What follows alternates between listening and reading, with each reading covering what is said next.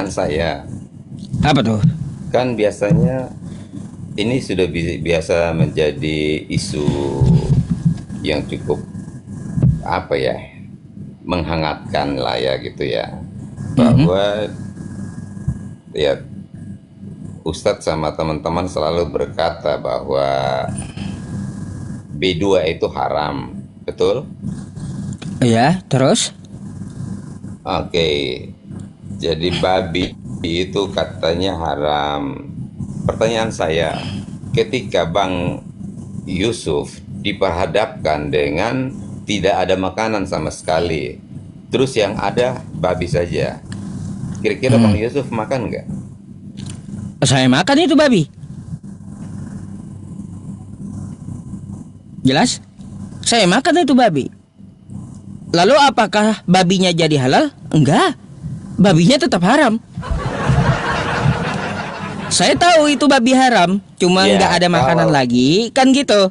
Ya, apakah saya akan makan babi itu? Saya akan makan babi itu daripada saya mati. Bukan berarti keterpaksaan itu mengubah hukum babi jadi halal, enggak.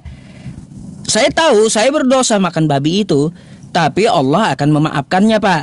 Karena suaranya ada di dalam suaranya Quran nggak itu, jelas ini saya. ya. Karena ada Pak di dalam Al-Quran ayat seperti itu, ya, tentang masalah babi.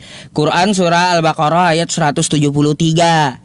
Ya, innama harrama alaikumul maitata waddama walahmal khinzir wa ma uhilla bihi li ghairillah faman itturra ghaira baghi wala 'adin fala isma alaih innallaha ghafurur rahim. Sesungguhnya Allah Artinya, melarang kamu, mengharamkan bagimu makan bangkai, darah dan daging babi serta hewan yang disembelih bukan atas nama Allah.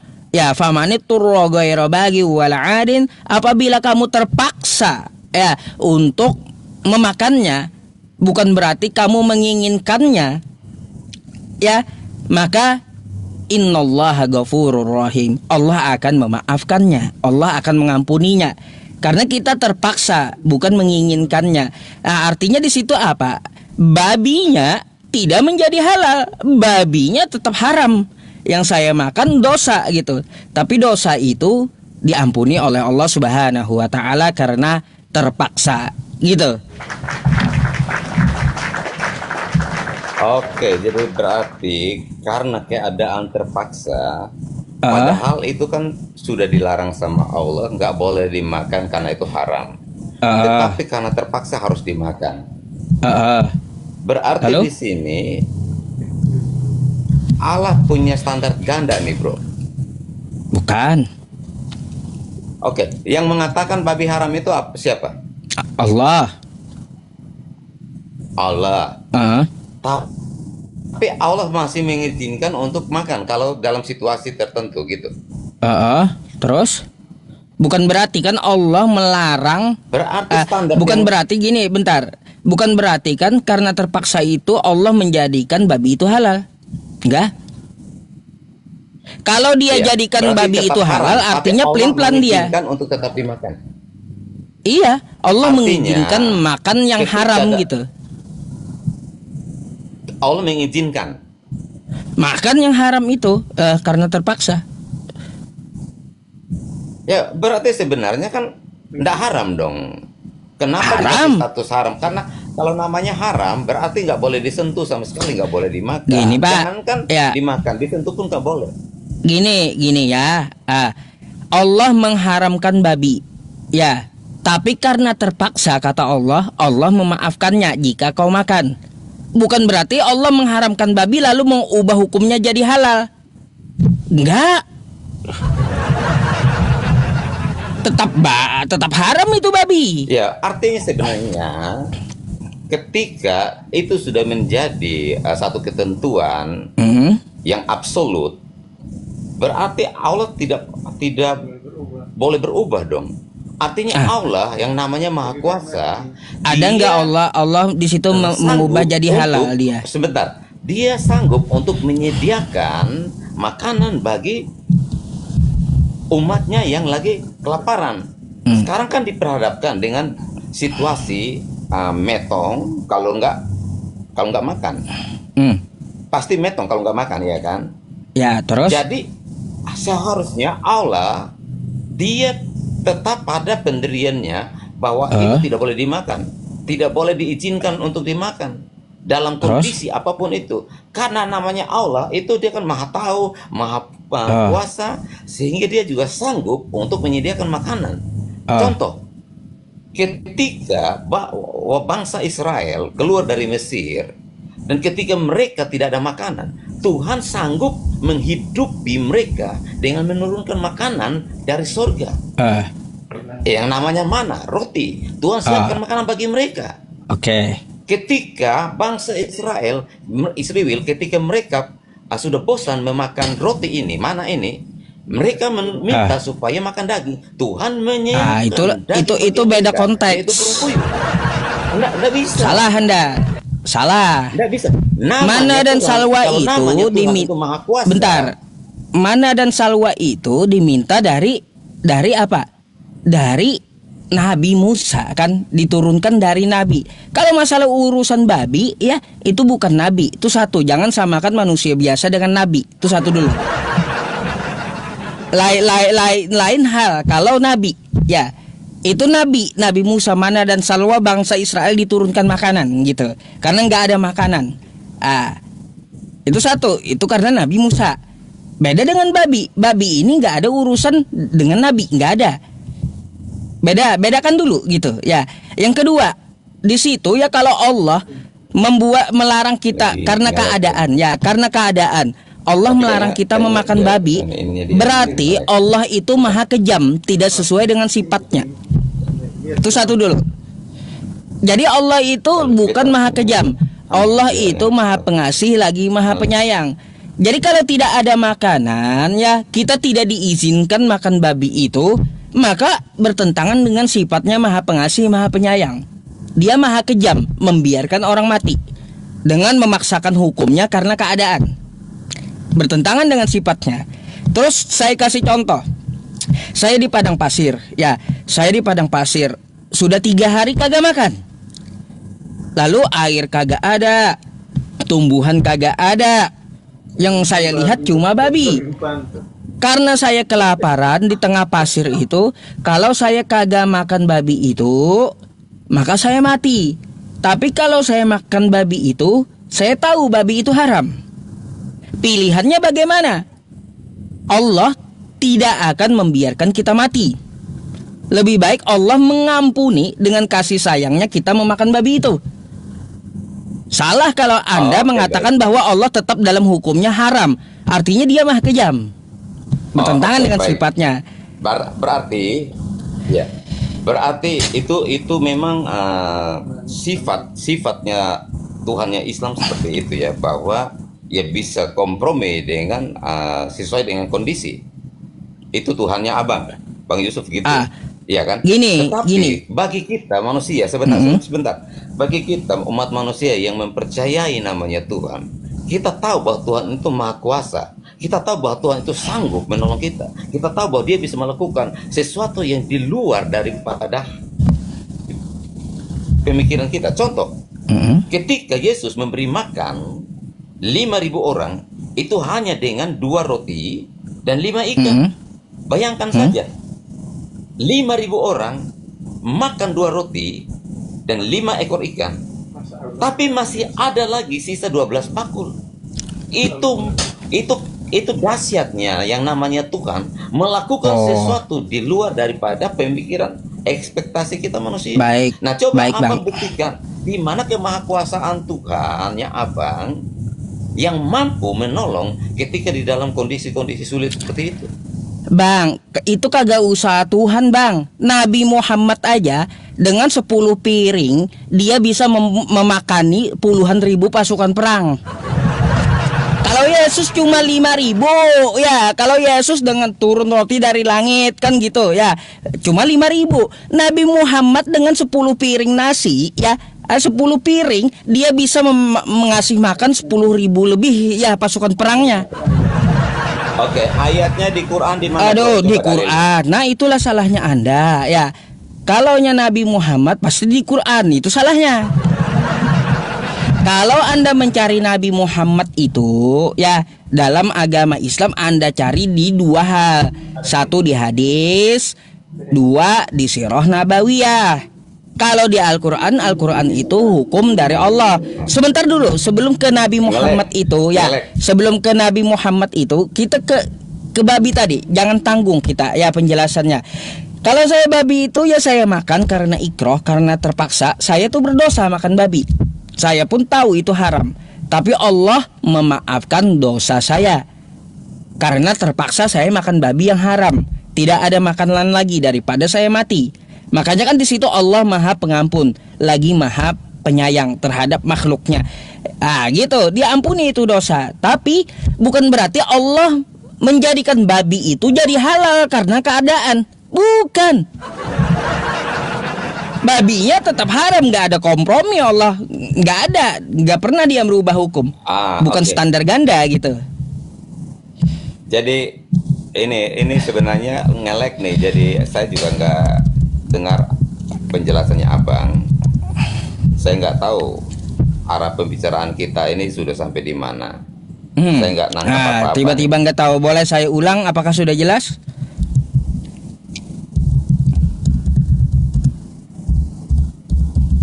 Suara saya jelas nggak bang? Jelas. Suara saya jelas nggak? Jelas. Suara saya jelas nggak? Oke. Suaranya abang putus-putus. Hah? Jadi dari tadi saya nggak.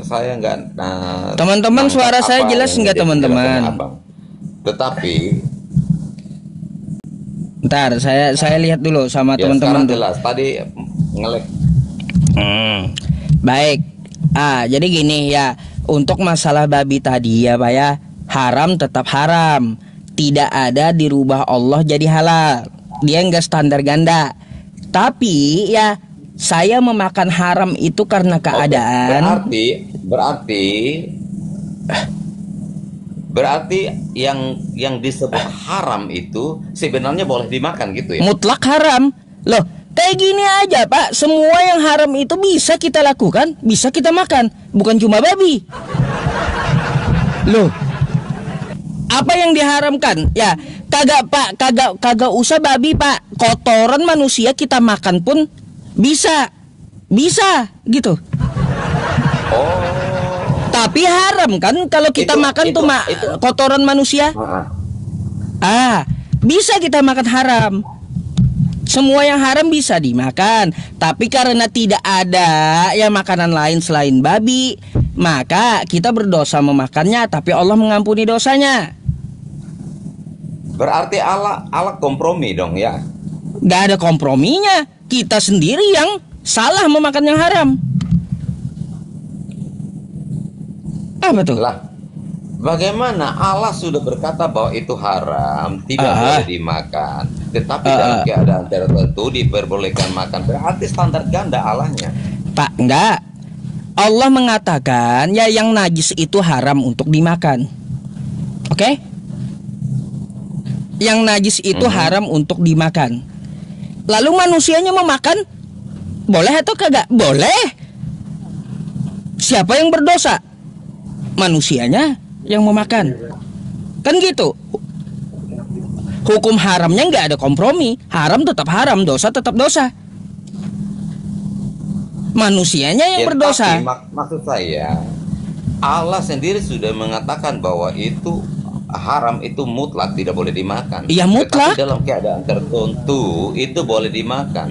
Iya, boleh dimakan. Allah itu dia punya standar ganda. Gini, ya enggak ada standar ganda. Haram tetap haram. Bentar dulu, Anda nggak ngerti. Gini, Bang.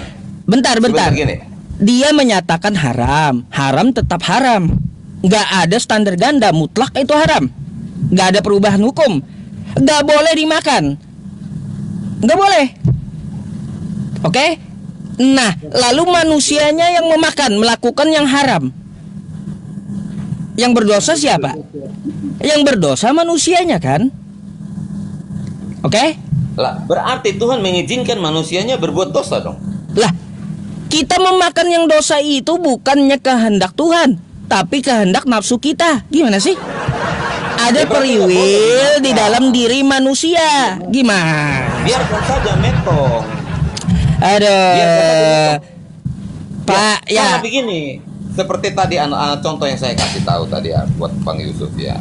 Ketika Yesus membuat mujizat 5.000 orang, itu 5.000 laki-laki saja. Belum termasuk istri mereka dan anak mereka. Baru hanya disebut laki-laki saja 5.000. Tapi kalau kita mau totalkan, taruhlah masing-masing punya istri dan anak satu aja, berarti itu 15.000. Makan 2 ekor ikan, 2 ketul roti dan 5 ekor ikan. Nah tadi abang katakan bahwa Muhammad itu sanggup memberi makan 10 piring nasi berapa prajurit? 10.000 prajuritnya di perang Khandaq. Di mana ayatnya di Quran, bro? Oh, di Quran dicarinya. Ya. Itu Pak. Nah disitulah salahnya kawan-kawan yang Kristen. Makanya saya kasih tahu ya, kalau mencari tentang Nabi Muhammad itu di hadis atau sirah nabawiyah. Quran itu adalah wahyu Tuhan. Sebentar saya tanya. Yang namanya firman Allah itu pasti di Al-Quran, betul? Ya pasti di Al-Quran. Namanya aja firman Allah. Jadi apakah hadis ini itu firman Allah? Hadis itu cerita tentang Nabi Muhammad, tentang keadaan Nabi Muhammad, tentang persetujuan Nabi Muhammad, tentang kelakuan Nabi Muhammad, tentang perkataan Nabi Muhammad tuh. Berarti itu bukan firman Allah. Lah, namanya cerita, namanya hadis. Hadis itu apa? Artinya cerita. Hadis. Ya, hadis itu cerita artinya. Hadis itu bahasa Arab, artinya cerita. Oke. Baik. Berarti itu nggak sahih ya? Apanya nggak sahih? Belum tentu ada kebenarannya kan? Kalaunya hadis itu ada tingkatannya Pak. Ada hadis sahih, hasan, maudhu, sama doif. Tergantung yang meriwayatkannya, satu-satu persatu dari hadis itu dicek. Gitu. Baik. Sekarang gini, yang namanya kebenaran itu mutlak, itu pasti firman Tuhan. Ya iya, Apa pasti di yang keluar dari Al-Quran. mulut Tuhan, firman yang keluar dari mulut Tuhan, itu yang pasti kebenarannya. Tetapi kalau yang hanya difirmankan cerita, Tuhan pasti. cerita itu kan bisa saja dongeng, itu bisa saja tidak betul. Nah sekarang makanya saya mau tanya, siapa yang menjadi bentar saksi dulu hidup? Pak. Ya, di dalam hadis itu ya ada filterannya. Apakah ini dongeng atau tidak? Apakah ini benar terjadi atau tidak? Makanya ada tolak ukurnya hadis itu. Nggak seperti kitabmu Pak. Tolak ukur, bukan tolak ukur bro. Jadi tolak ukurnya ada. Ini sahih, ini betul-betul terjadi. Ada tolak ukurnya. Bukan seperti kitab Anda yang nggak ada tolak ukurnya. Bro, kalau Alkitab itu dasar kebenarannya itu sudah pasti ya dan amin. Baik, kayak gini. Sekarang saya tanya, ya, kalau hadis kami kan kayak gini. Ini saya kasih contoh dulu ya, Pak ya. Hadis kami, ya, haddatsana Abu Hurairah radhiyallahu an. Qala Rasulullah sallallahu alaihi wasallam. Nah, itu kayak gitu. Dari Abu Hurairah, ya. Dia berkata, Rasulullah sallallahu alaihi wasallam bersabda. Abu Hurairah di zaman Nabi, sahabat Nabi. Habis itu dia melihat dengan kepala. Ya, terus Abu Hurairah orang yang jujur. Abu Hurairah itu pun orang yang sodik, orang yang benar, kan kayak gitu. Nah, jadi derajat hadis itu ya tergantung dari perawinya. Perawinya bisa dusta, ya, itu maka turun derajatnya. Bisa jadi hasan, bisa jadi doif. Atau Abu Hurairah ini tidak diketahui ya nama orang tuanya, ya maka hadis itu bisa jadi maudhu, palsu. Tapi karena Abu Hurairah ini jelas, dia kelakuannya, backgroundnya tiap hari ketahuan, ya, maka dicap hadis yang sahih karena satu zaman dengan Rasulullah. Beda dengan kitab Anda, ya. Coba penulis kitab Anda, Yohanes bin siapa? Paulus bin siapa dulu? Saya mau tanya, penulis kitab Anda itu Yohanes siapa orang tuanya? Atau Paulus siapa orang tuanya? Yohanes siapa orang tuanya? Kira-kira penting untuk ya penting kayak hadis tadi, kalau orang tuanya tidak diketahui maka jatuhnya hadis palsu. Makanya kalaunya dilarikan ke kitab Anda, ya, bagi umat Islam kitab Anda itu palsu semuanya ceritanya. Nggak ada pertanggungjawabannya gitu. Sekarang saya kan minta abang buktikan dari semua pembahasannya abang itu. Abang tidak membuktikan, tapi Buktikan abang apa? menuduh kitab saya palsu. Itu maksudnya maksud saya kitab itu saya mirroring, palsu, Pak ya. Ketolak ukurnya ke kitab Anda. Kalaunya perawi hadis kami menentukan asli sahih atau tidaknya, nama orang tuanya pun harus diketahui. Ingat itu. Nama orang tua dari perawinya itu, penulisnya itu harus diketahui. Beda dengan kitab Anda. Paulus siapa nama orang tuanya? Nggak diketahui. Maka nggak bisa dipertanggungjawabkan tulisan ini, dipercaya atau tidak. Kalau disodorkan ke hadis Islam udah jelas ini cerita palsu. Gitu. Itu kitab Anda. Baik. Jadi gini bro, saya juga sampai hari ini masih belum paham kenapa Bang Yusuf dan teman-teman begitu getol sekali, ya kasarnya let's say, kok kalian itu begitu sepertinya benci sama Paulus ini sampai menuduh Paulus ini nabi palsu, rasul palsu, pengajar palsu, pokoknya semua gelar palsu itu sematkan kepada Paulus. Saya nggak tahu dasarnya apa sampai kalian itu sampai segitunya menjudge Paulus. Baik. Saya kasih tahu ya Pak ya. Saya belum dapat jawabannya. Dasarnya karena Paulus dan Kristen lah yang merusak ajaran Yesus. Itu dasarnya. Oke, baik. Coba Anda sebutkan. Itu dasarnya. Coba aja tanya sama apologet yang lain selain saya, kan gitu ya. Apa dasarnya saya mengatakan serba palsu dengan Paulus? Karena dasarnya karena Paulus dan Kristen lah yang merusak ajaran Yesus. Itu dasarnya. Baik. Oke, di mana? Coba kasih tahu dalilnya, alasannya ketika Anda menjustify kami Kristen dan juga Paulus bahwa kami merusak ajaran Yesus. Di mana ajaran Yesus yang kami rusak? Baik, satu contoh di Lukas 4 nomor 8 kata Yesus, ya, sembahlah Allah, kepada Dia saja engkau berbakti. Lalu apa kata Paulus? Sembahlah Yesus, karena di dalam Dia kita ditebus. Rusak ajaran Yesus. Yesus nyuruh nyembah Tuhan semesta alam, Paulus nyuruh nyembah Yesusnya. Oke. Di mana ayat yang abang katakan tadi bahwa Paulus memerintahkan kami menyembah Yesus? Oke, baik. Gini aja, saya nggak kasih contoh yang itu. Sekarang gini. Enggak. Paulus, bentar ya. Banyak saya kasih contoh yang banyak, bukan cuma satu, oke? Bentar, saya kasih lagi contoh yang lain. Yang tadi Anda katakan. Ya, nanti satu-satu nanti saya kasih. Ya. Saya ambil lagi contoh yang lain. Jangan framing. Oke. Saya ambil contoh yang lain. Yesus mengaku dirinya adalah utusan. Kan banyak ayat tuh ya. Di Yohanes 5 nomor 37, Bapa yang mengutus aku, Dia yang bersaksi tentang aku. Kan kayak gitu. Bahwa Yesus itu mengaku dirinya utusan. Bentar ya. Dengarkan dulu biar Anda paham gitu ya. Di Yohanes 17 nomor 8 Yesus mengaku utusan. Oke? Lalu kata Paulus, ya, Yesus itu adalah Tuhan. Tuh, yang kedua, oke? Oke. Terus yang ketiga, Yesus ya selama Dia di dunia mengatakan selama langit dan bumi ini ada, 1 titik 1 iota dari hukum Taurat tidak dapat ditiadakan. Oke? Di Matius 5 nomor 17 sampai 18. Kata Yesus, selama langit ada.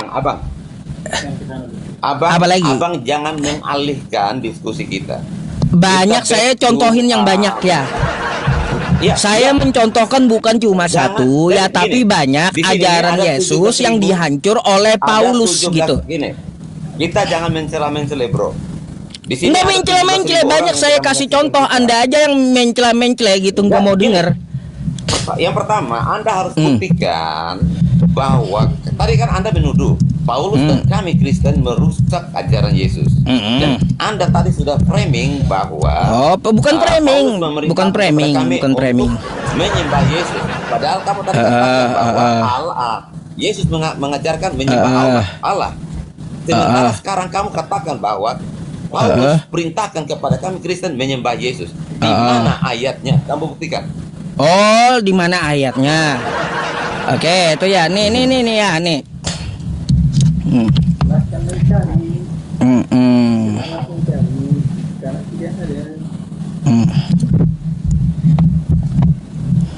Nih ayatnya ya.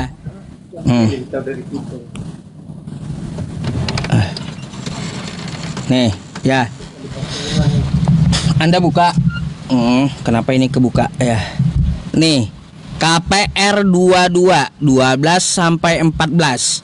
Kesaksian Paulus ya di hadapan orang-orang Yahudi bahwa Yesus itu adalah Tuhan, ya. Tuhan yang apa? Yang patut disembah adalah Tuhannya Yahudi, ya. Ananias berkata kepada Paulus bahwa Tuhan telah menetapkan Paulus untuk mengetahui kehendaknya. Tuhan yang dimaksud siapa? Siapa? Yesus. Sedangkan di Lukas nomor 4 nih ya, saya kasih ayatnya ya.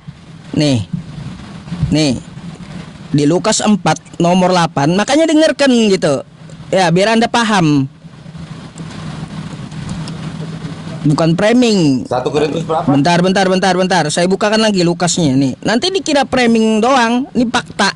Paulus itu merusak ajaran Yesus. Nih. Tuh. Nih. Tetapi Yesus berkata kepadanya, ada tertulis, engkau harus menyembah Tuhan Allahmu, dan hanya kepada Dia saja engkau berbakti. Yesusnya nyuruh sembah Allah ya, dan aku Yesus sebagai utusan. Paulusnya menyuruh mengaku Yesus Tuhan. Ngaco gitu. Sebelum kita ke ayat itu, saya mau tahu dari Anda sendiri yang mengatakan bahwa Paulus mengajarkan kami menyembah Yesus. Berarti merujuk kepada statementmu, ada ayat yang sebenarnya dari Paulus yang menuliskan bahwa hai Kristen sembahlah Yesus. Di mana ayatnya Paulus memerintahkan kepada kami Kristen untuk menyembah Yesus itu? Ya udah nih kok buka 1 Ibrani 1 nomor 6. Alkitab memerintahkan penyembahan kepada Yesus, oke? Alkitab memerintahkan penyembahan Ini ya. Ini Alkitab ayatnya di mana nih? Ibrani 1 nomor 6 kata Paulus. Dan ketika membawa pula anaknya yang sulung ke dunia, ia berkata, semua malaikat Allah harus menyembah Yesus, menyembah Dia, ya. Aduh, belajarlah Pak, ya. Iya, referensi yang Anda kasih itu, apakah itu Alkitab? Dari kitab Anda. Iya, ayat kitab apa? Kitab apa? Ayat ke berapa? Ibrani 1 nomor 5. Kitab Paulus. Baik. Kita baca ya, Ibrani 1 ayat 5. 5:6 tuh. Kita baca ya. Ibrani 1 ayat 5. Bentar saya bacakan. Ibrani 1 ayat 5. Karena kepada siapakah di antara malaikat-malaikat itu pernah ia katakan, anakku engkau telah kuperanakan pada hari ini, dan aku bapaknya, dan akan mendidik aku. Dan ketika ia membawa pula anaknya yang sulung ke dunia, ia berkata, semua malaikat Allah harus menyembah Dia. Oke. Di sini dikatakan bahwa malaikat harus menyembah Dia. Pak, Ibrani tulisan siapa? Bentar, saya tanya dulu. Anda udah baca Ibrani tulisan siapa? Bentar, saya tanya dulu. Ibrani tulisan siapa? Siapa yang nulis Ibrani? Paulus. Ya udah. Ya, Paulus yang menulis. Iya. Oke, di sini apakah disebut orang Kristen sembah Yesus? Oh, kalau Yesus kagak kenal dengan Kristen, Pak. Yang menyuruh penyembahan terhadap Sesuai Yesus dengan itu statement Paulus, ya Paulus. Kalau Yesus nggak kenal Sesuai dengan dengan Kristen, statement nggak tadi, kenal. bro.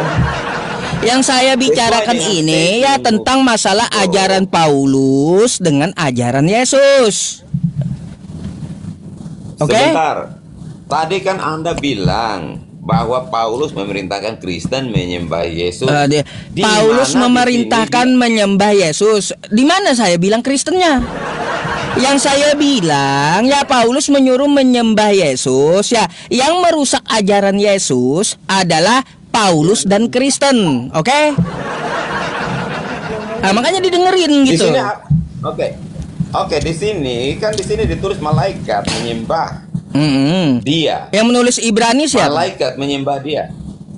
Iya. Di sini Paulus menuliskan tentang malaikat menyembah dia. Iya, siapa yang menyuruh menyembah Di sini tidak tertulis anak orang Tuhan itu menyembah siapa? Ya, yang nulis siapa? Anak Tuhan, kamu termasuk anak Tuhan nggak atau anak iblis? Ya sudah, bentar dulu saya tanya dulu, jangan kemana-mana. Yang nulis Ibrani siapa? Paulus. Ya udah, di situ malaikat disuruh menyembah dia, dia Yesus gitu. Ya sudah. Apa hubungannya malaikat dengan orang, bro? Ya sudah, karena apa? Dari karangan Paulus semua menyuruh menyembah ke Yesus kan gitu. Bukan cuma manusia disuruh Paulus, malaikat pun ya juga gini, kena bro. gitu. Aduh. Jadi Bang Yusuf dan teman-teman apologet Islam semua, lewat kesempatan ini saya mau mengingatkan kalian, ketika kalian membaca Alkitab, jangan hanya main comot ayat lalu kalian mirroring. Pak, itu alasan klasik, Pak. Ya. Tetapi harus memahami salah itu hanya alasan klasik ya. Dibaca sepenggal aja udah kayak gitu, apalagi dibaca semuanya makin berantakan, Pak. Gitu. Ya. Bang Yusuf dan teman-teman. Itu aja. Pak, saya ini bukan sehari dua kali sekali dua kali atau sehari dua hari berdiskusi. Saya ini diskusi 8 tahun. Alasannya baca semuanya. Dibaca 1-2 ayat aja udah kayak gitu hancurnya. Apalagi dibaca semua, hancur banget, Pak. Jangan Anda kira saya nggak baca. Tamat saya. Tamat saya kitab Anda itu. Yang bilang Alkitab itu palsu, yang bilang hancur itu kan Bang Yusuf dan teman-teman. Bagi kami Kristen nggak ada yang hancur. Bahkan kami percaya bahwa Alkitab ini adalah firman Tuhan yang sempurna. Firman Tuhan yang memberikan kehidupan. Berarti bisa dibuktikan gitu. Bisa dibuktikan ya isi dari kitab Anda itu. Baik, sekarang saya mau tanya apa? Bentar, saya mau tanya. Anda terus nanya. Saya nanya satu aja sama Anda. Bisa dibuktikan nggak isi kitab Anda itu? Semua yang tertera di kitab Anda bisa dibuktikan nggak? Perlu dibuktikan, Bang. Dari ceritanya, sejarahnya. Bisa dibuktikan. Baik. Sekarang saya minta nih. Jelas. Nih ayat ini Anda buktikan. Ya. Sekarang. Bentar. Saya minta pembuktiannya sama Anda. Kata Anda bisa dibuktikan. Jangan kemana-mana. Ya. Nih, baca dulu ayatnya. Nih ya. Alkitab. Oke. Apa ayat? Oke. Matius 27 nomor 52. Oke. Matius 27 ayat 52. Oke, sebentar. Oke. Saya bacakan. Dan kuburan-kuburan terbuka, dan banyak orang kudus yang telah meninggal bangkit. Oke? Terus ya. Terus di sini, dan sesudah kebangkitan Yesus, mereka keluar dari kubur lalu masuk ke kota kudus dan menampakkan diri kepada banyak orang. Mana sejarahnya? Mana kuburannya ya yang terbuka? Di mana tempat kuburan itu? Dan orang Yerusalem mana yang menuliskan banyak mayat masuk kota? Silakan buktikan sama saya. Oke, baik. Buktikan sama saya. Jadi ayat itu adalah nubuatan. Pak, bukan nubuatan. Nah, ngaco Anda, saya ini bacakan ayat ya. Ayat yang bukan nubuatan. Ini kejadian tentang ketika Yesus disalib. Aduh. Ya, saya paham. Baik. Jadi ketika Yesus bangkit itu dan diceritakan bahwa orang-orang kudus juga bangkit ya, dan mereka keluar ke kota Kudus dan memberitakan Injil. Itu bangkit di situ bukan secara letter-lex, mereka bangkit dan dari kubur mereka dan kubur semua. Astaga Pak, ini bukan secara letter-lex kata Anda. Jadi cerita Yesus waktu dia disalib ini dongeng menurut Anda? Hah? Di Matius ini jangan cerita Yesus waktu penyalipan waktu gempa bumi terjadi, Yesus disalib itu dongeng gitu, bukan letter-lex. Hah? Kalau masalah orang kudus bangkit bersama Yesus bangkit itu ketika menceritakan bahwa orang-orang yang percaya kepada Tuhan sebelum Yesus datang ya, mulai dari para nabi, orang-orang kudus ini ya, mereka juga pergi ke kota itu untuk maksudnya memberitakan Injil kepada dunia orang mati saat itu. Yang Pak, sebelum Anda menjawab, baca dulu dah. Ya, ngaco jawabannya, ngaco, bukan itu. Baca dulu yang benar, Anda baca dulu yang benar dah. Baca yang benar dulu, Pak. Ya. 27 Matius 27 52 sampai 53, baca yang benar dulu dah, baru jawab ya. Iya, saya sudah paham ayat itu. Tetapi maksudnya di sini bahwa ketika Yesus berada di dalam dunia orang metom pun memperkenalkan diri kepada orang-orang yang sudah metom. Pak ngomong apa sih? Nggak ada kayak gitu ceritanya. Coba Anda baca dulu, makanya saya bilang baca dulu, jangan malas baca kitab Anda, baru Anda jawab, biar nggak ngaco jawaban Anda. Ya. Baik. Matius ada 2752 sampai 53. Yang saya tanya mana kuburannya ya, ada berapa kuburannya, terus siapa aja yang bangkit ya waktu Yesus disalib itu, terus ya orang Yerusalem mana yang mencatatkan orang-orang kudus masuk kota Yerusalem, kota kudus. Silakan. Ya sebenarnya itu kan alegoris itu. Alegoris, berarti penyalipan Yesus alegoris gitu ya. Ya, jadi Alkitab itu ditulis berdasarkan data dan fakta sejarah dan juga wahyu. Ya sudah, sejarahnya mana ini Pak? Sejarahnya mana? Ada berapa kuburannya? Di mana kuburannya? Siapa yang bangkit? Itu yang saya tanya. 52. Saya bacakan dulu ya, Bro ya. Sebentar. Cerita zombie hidup ini. Oke, mulai dari zombie kudus. Ya. Zombie kudus. Dan lihatlah, tapi bait suci terbelah dua dari atas sampai ke bawah, dan terjadilah gempa bumi dan bukit-bukit batu terbelah, dan kuburan-kuburan terbuka, dan banyak orang kudus yang telah meninggoy bangkit, dan sesudah dari kubur lalu masuk ke kota-kota kudus dan menempatkan diri kepada banyak orang.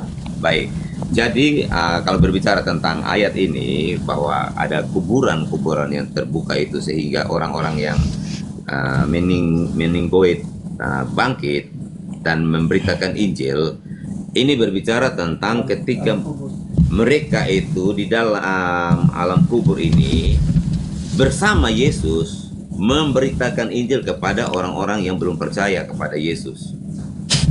Karena para nabi, karena sejak Adam sampai sebelum Yesus datang, para nabi itu mempercayai Yesus yang akan datang. Sehingga ketika Yesus meninggoy, Yesus di dalam alam kubur itu bersama dengan orang-orang kudus, contohnya seperti Abraham, seperti Nuh dan para nabi semua itu bersama dengan Yesus untuk memberitakan Yesus kepada orang-orang yang metom di luar Yesus. Pak, itu poinnya di situ. Karena ketika Yesus di dalam dunia orang metom pun harus memperkenalkan diri siapa kepada mereka. Gak nyambung Pak dengan ayatnya. Gak nyambung sama sekali dengan ayatnya. Coba Anda baca sekali lagi. Ini saya bacakan ya. Dan sesudah kebangkitan Yesus ya, mereka pun keluar dari kubur. Bukan cerita alam orang mati, bukan. Ada yang keluar dari kubur.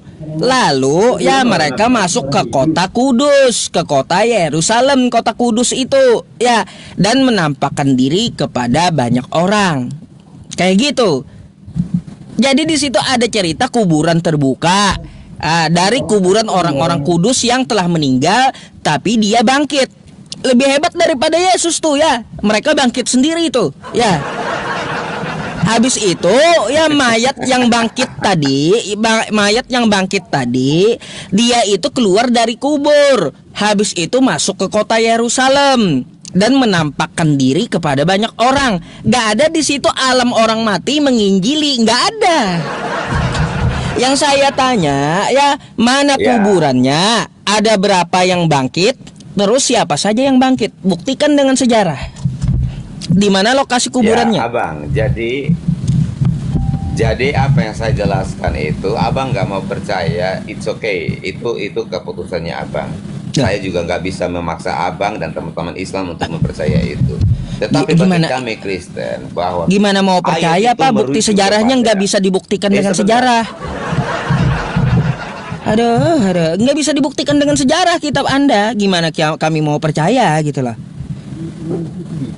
Oke, baik. Kalau gitu gantian saya untuk bertanya kepada Abang, dan Abang harus bisa membuktikannya sesuai dengan fakta sejarah yang ada tentang fakta sejarah Muhammad dan Islam. Nabi Muhammad, oke. Nabi Muhammad dan Islam. Oke. Baik. Pertanyaan saya, apa kata pertama, wahyu pertama yang diterima oleh Muhammad? Quran surah Al-Alaq 1-5. Iqra bismi rabbikal ladzi khalaq. Oke, apa artinya? Bacalah dengan nama Tuhanmu yang menciptakan. Oke, berarti di sini Allah menyuruh Muhammad untuk membaca, benar? Ya, membaca. Halo, bukti sejarahnya ada? Oke, ya benar. Bahwa Muhammad disuruh membaca ya. Berapa kali Muhammad disuruh membaca dan apa kata Muhammad? Lah, berapa kali Nabi Muhammad disuruh membaca? Ya, di situ dikatakan Iqra bismi rabbikal ladzi khalaq. Ma'ana biqari. Aku tidak bisa membaca. Lalu diulang lagi Iqra bismi rabbikal ladzi khalaq. Ya, bacalah. Ma'ana biqari. Aku tidak bisa membaca sampai 3 kali. Oke, berarti fix bahwa Muhammad itu tidak bisa membaca, betul? Ya, apa yang dibaca? Memangnya malaikat Jibril bawa teks gitu? Fix Muhammad. Ya, baik. Sebentar dulu. Nah, ketika Tuhan Allah itu menyuruh Muhammad untuk membaca dan Muhammad berkata bahwa dia tidak bisa membaca. Kira-kira Tuhan menyuruh Muhammad membaca apa tuh? Nah, makanya Nabi Muhammad tidak bisa membaca. Yang dimaksudkan dia tidak bisa membaca, tidak bisa menulis. Artinya apa? Dia itu tidak tahu firman Tuhan yang sebelum-sebelumnya yang diajarkan kepada para nabi gitu. Hah? Iya. Iqra bismi rabbikal ladzi khalaq. Nah, malaikat Jibril pun juga nggak ada bawa teks. Lalu apa yang mau dibaca? Kenapa Pak? Kau kena ini Pak, kena pelanggaran. Aduh. Kena lagi pembatasan teman-teman.